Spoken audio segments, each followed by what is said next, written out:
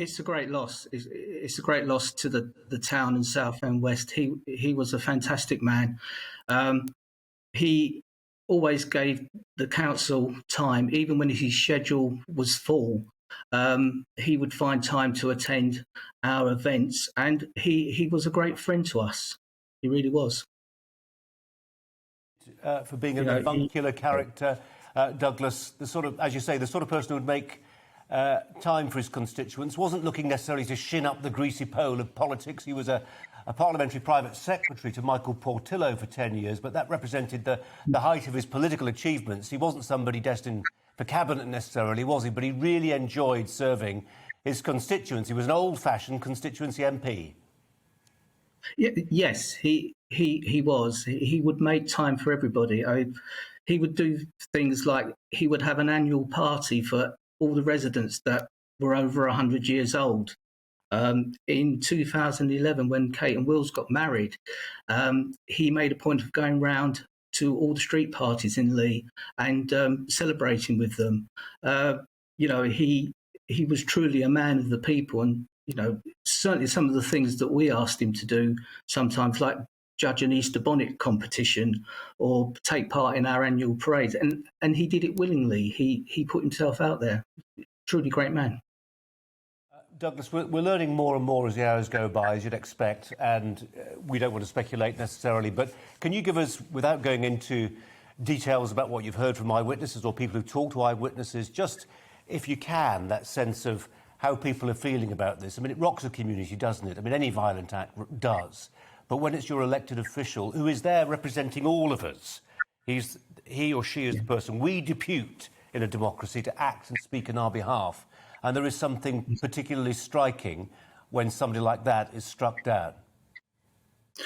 Yeah, from what I've managed to gain so far, but people are shocked. They just can't believe, it's happened here somewhere that you wouldn't thought something like that would have happened. And as you say, he was a man just going about his business and trying to do good for people.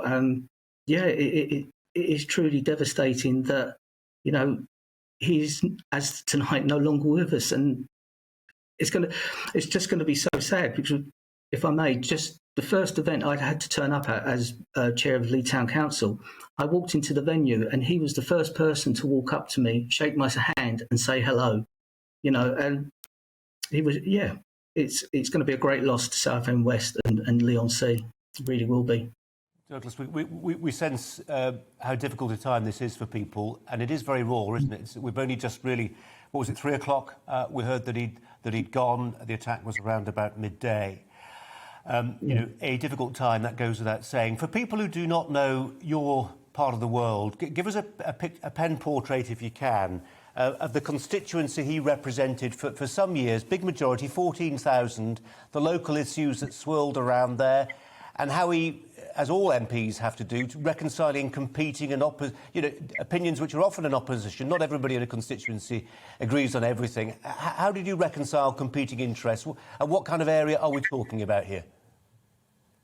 Well, you're talking about an area that's starting from the old town, which is down by the seafront, which is a working port.